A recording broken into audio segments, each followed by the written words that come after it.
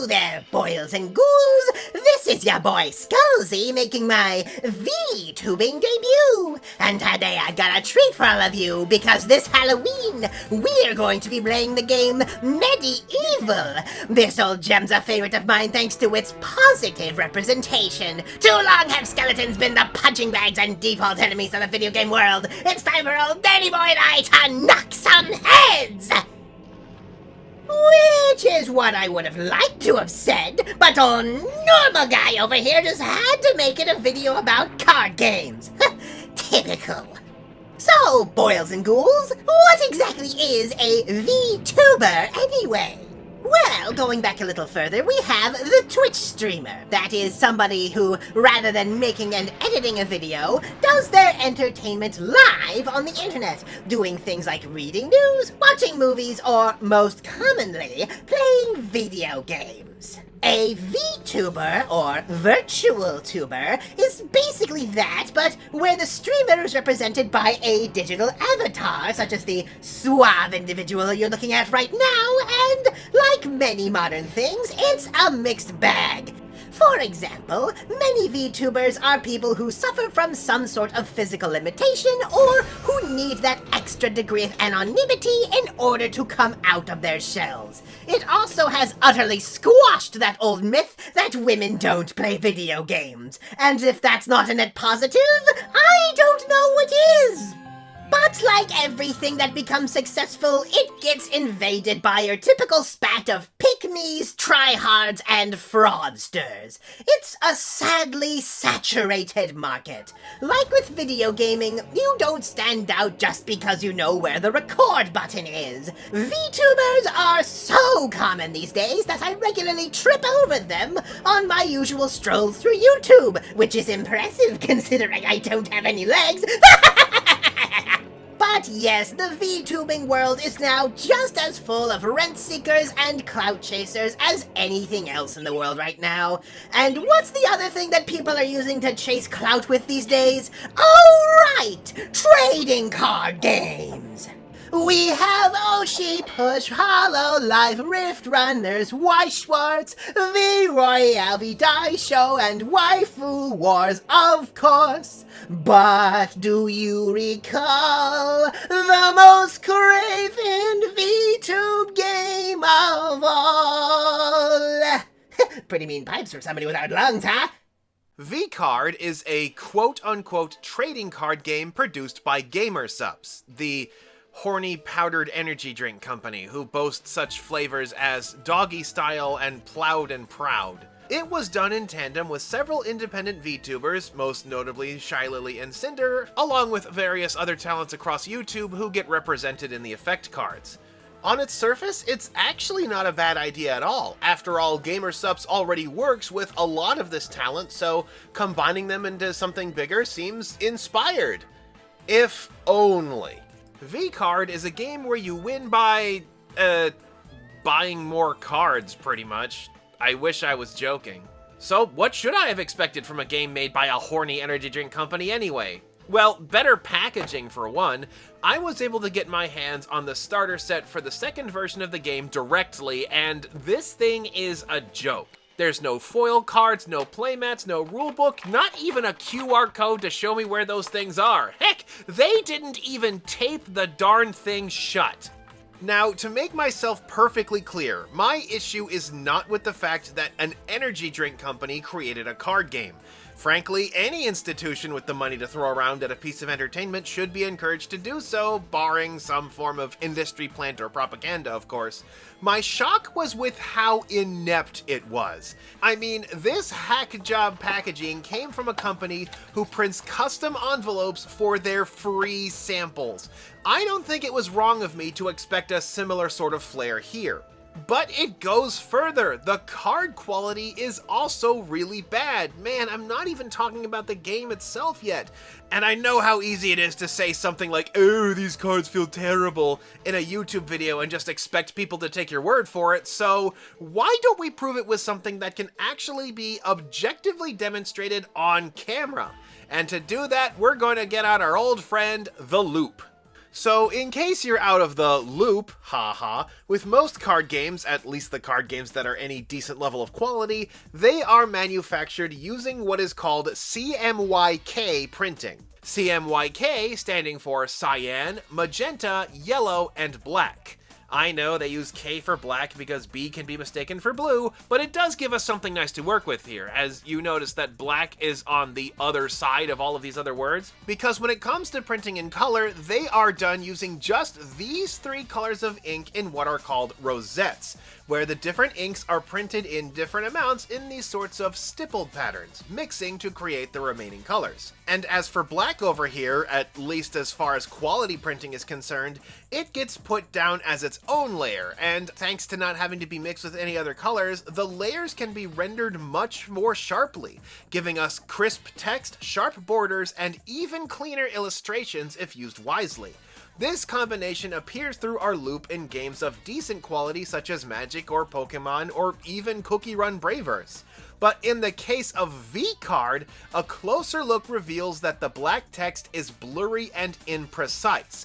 This is because it has been mixed in with the colored rosettes, an indicator of either cheap printing or inept preparations. And by inept preparations, I mean forgetting something like what is included in my Boda deck of manufacturing things, which contains specific instructions on how a work should be made ready for print, formatting PDFs, changing custom fonts into vector renders, and specifically for CMYK printing, setting K at 100% for anything in black. So what we have here is either a case of a bargain basement printer that does not print black as its own layer, or an inept operator failing to set the black layer to 100% black before sending it to the printers. Either way, the results are the same, a gaggle of ugly, ugly cards roughly on par with your typical counterfeit job. And before you ask, no, this was not fixed in set 2.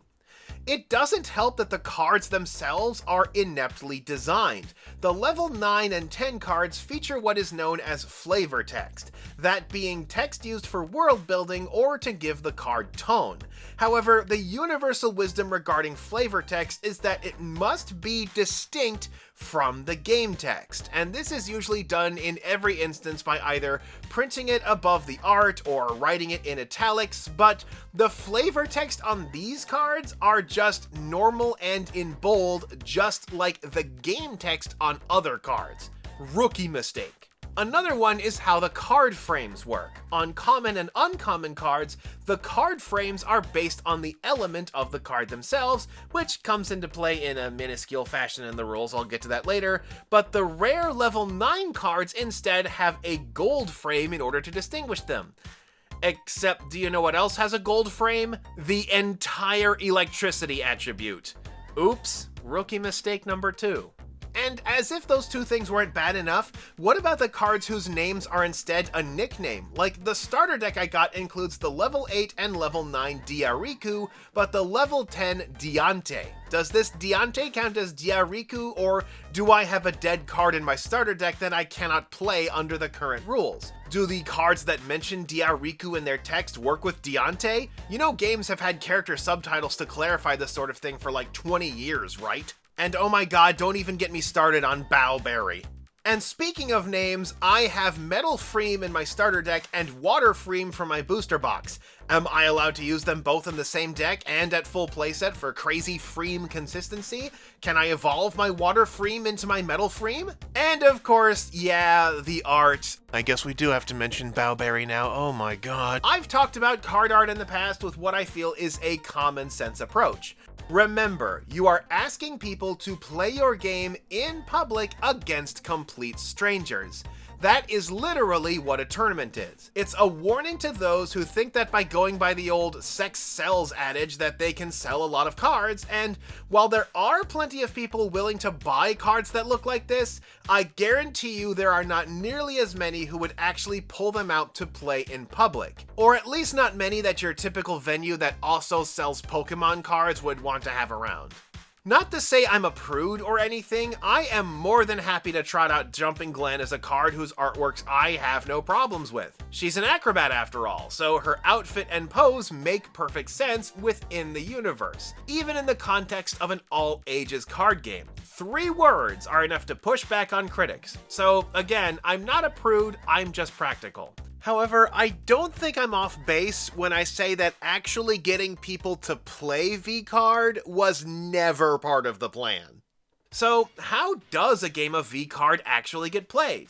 Well, the starter set sure as heck won't tell me, so I'll have to look it up online on a website that I sure hope doesn't go down in a year or two. Hey guys, you make sure you back this up on the Internet Archive, okay? The VTuber cards come in one of 3 ranks, 8, 9, and 10, which I assume is meant to be their score out of 10, and you win a battle by having the VTuber with the highest number. Yeah, it really is that simple. And dumb. And of course, the Power 10 cards are also the rarest Super Foil Chase cards. It's an element of game design that is as transparent as these characters, and occasionally as transparent as the clothing they're wearing. Oh, but surely the lower power cards have some sort of trick to make up for this, right? This is Game Design 101. Something with lower physical stats has some trick to make up for it, right? Well, in the case of the level 8 cards, they all have effects that might, under very specific circumstances, boot them up to a Power 9. Okay, quick lesson in game design. The vanilla beater. In most games, the cards and characters that you play are defined by their abilities that give them an edge. An incomparable trick or powerful synergy that makes them desirable to play despite not being the pinnacle of physical stats. A vanilla beater, on the other hand, is basically the opposite. A card with very high stats but no ability. A big body with a plain vanilla text box. The ideal way to think of these sorts of characters is that their high power is technically their special ability. They are consistent in ways that many cards with abilities are not. But the flip side should be that a card with an ability has a chance to outperform a vanilla character in some way, such as enabling setup or taking the opponent down with them, or perhaps getting some way to hit over the vanilla beater with a power boost. Vcard having cards whose power boosts only allow them to catch up to the vanilla beaters is genuinely pathetic. And while there are mascot cards that also increase the power of the attached VTubers, there is really no reason to play anything other than a Power 10 character, as nothing can catch up to them aside from very specific circumstances. These are basically vanilla beaters that have been handed a rocket launcher. There's also the elemental system, which is kinda like the Wuxing if they got rid of Earth and had metal twice, I guess. An elemental advantage gives you +1 to your power. Oh boy, now a level 9 might be able to compete with a super expensive level 10. Oh, yippee! But yeah, these really are the rules of Vcard, where it's simple higher number wins nonsense, where there's really no reason to play anything other than the super rare level 10 cards. At least these were the rules initially. Of course, I would be remiss if I did not mention that these were merely the first iteration of the rules. So, all across the internet, various influencers pointed out that these rules, and by extension the game attached to them, were total garbage. Like, completely unplayable, pay-to-win nonsense. You even had other VTubers dragging this game. There were people opening the packs, but nobody actually playing the game unless it was to see how bad it was. However, by the time this word of mouth had spread, the premiere set had already completely sold out. Because you don't buy cards to actually play with them, stupid! Yeah, remember that quote from before about how a game is asking players to play with strangers and stuff? Turns out that's not a problem for a game that doesn't actually want to be played. Yeah, Vcard does not want people to actually play the game, merely to purchase it. It is wearing the title of TCG purely to chase the clout of the current tulip craze, the final form of the sickness affecting card games which I have talked about before. And the fact that the starter set doesn't even bother to contain a playmat or a rulebook should make that obvious. The best way to learn to play, huh? I hope I can help all of you understand that from here on out, a set 1 sellout of any new card game means absolutely nothing. It's the dark age of comics all over again, where people scalped the death of Superman like crazy, but these days you can get an original copy for like $2. Here's mine. But Vcard was still met with a problem. The sheer lambasting of the rules had revealed the naked cash grab that it really was, and made all of the people who had cleared out Set 1, consisting mostly of scalpers, look foolish. So they did the logical thing and completely scrapped the original rules, rendering the first edition run of the cards that they had charged so much money for basically worthless, as virtually every card with text was changed to fit these new rules. So what do the new rules look like? Well, rather than being reliable vanilla beaters, level 9 cards are now evolutions from level 8 cards. Wow! And you guessed it, level 10s evolve from level 9s! Oh, double wow! Well, technically the VTuber keeps their level 8 effect, and leveling up is both a tiny boost and a way to provide card flow, but as you may have guessed, these quote-unquote evolutions are just recycled from Set 1 in a desperate bid to let the rare foil cards keep their value, and so offer no new mechanics on their own. But wait!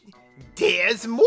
They changed it so that each player takes 6 entire turns before any fights are calculated and a winner is determined, while making sure to drown us in an unnecessary pile of complicated and poorly defined keywords, because that definitely solves this game's problems. Although, speaking of, nowhere does it mention what happens if there are multiple cards with the same name, or multiple different mascots, or even characters whose names don't match despite allegedly being the same character. All of the issues I brought up before.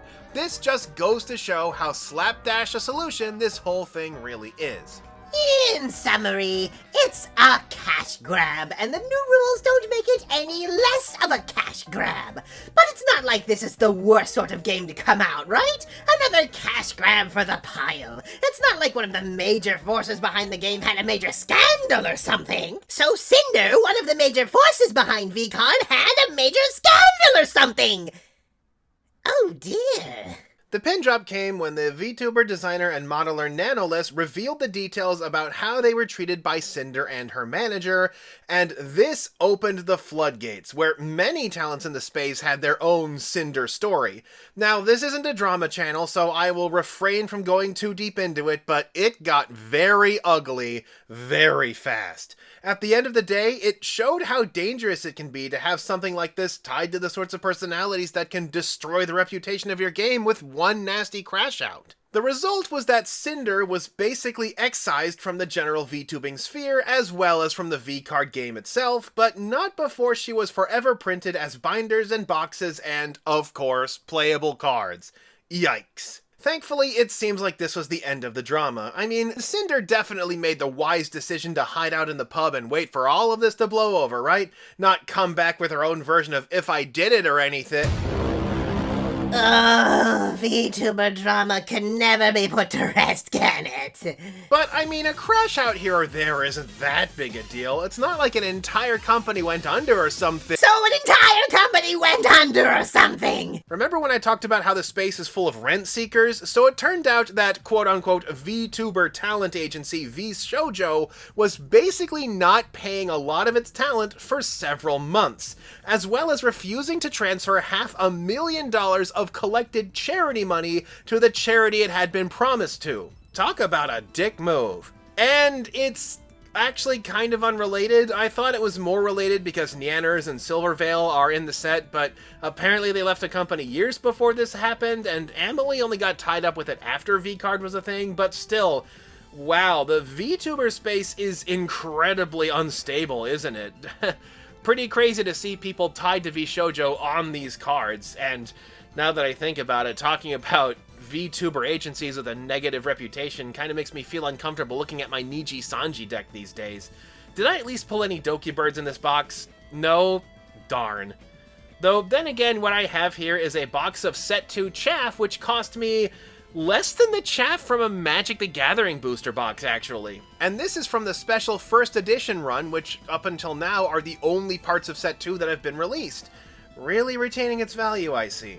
And yes, this is so far the only stuff that has been released. I actually did order some of Set 2 in the Unlimited format, which I have not gotten any updates on since August. I also noticed that, unlike everything from Set 1, which is listed as sold out, the stuff from Set 2, aside from the first editions, which they already had printed before the game became a laughingstock, everything is listed as pre-sale ended instead of sold out. Kinda specific, isn't it? As for what I ordered, it was the second run of the starter deck. I'm curious to see if they'll actually include a rulebook this time. Also, there were plenty of complaints when, in the first edition of the starter set, the level 10 characters, which are supposed to be the foil chase cards, were not foil like the ones in the booster packs are. So, to address that complaint, they put in bold that they aren't going to be fixing that, and that they are sorry that we feel that way. Well, if you're not gonna bother with giving us any foils in the starter set, unlike every single card game on the planet, could you at least spring for some tape to hold the box shut this time? Otherwise, I can just take out the cards, replace them with any old thing, and claim it's unopened. Although at this point, I'll be surprised if anything shows up at all. And of course, their Halloween advertisement is a 20-second clip that causes seizures. How classy. And so, boils and ghouls, that's the story of Vcard. It's a tragedy, really. On its surface, it was presented as an idea that could bring a bunch of independent creators together into something more. However, the game wound up a laughingstock because, as we've demonstrated in this video, and as the denizens of the Satellite of Love would say, they just didn't care! It just goes to show, my ghoulies, if you want to make a tie-in game that has good staying power, it can't just look pretty and do as little as possible. It has to be a good game underneath the surface. The last thing you want is for your fans to get laughed at because they got caught holding the bag. So, my dear boils and ghouls, that's it for this year's episode of Tales from the Bargain Bin. And this is your boy Scozy saying, Happy Hallow Scream! Alright, Danny boy, evil waits for no skeleton!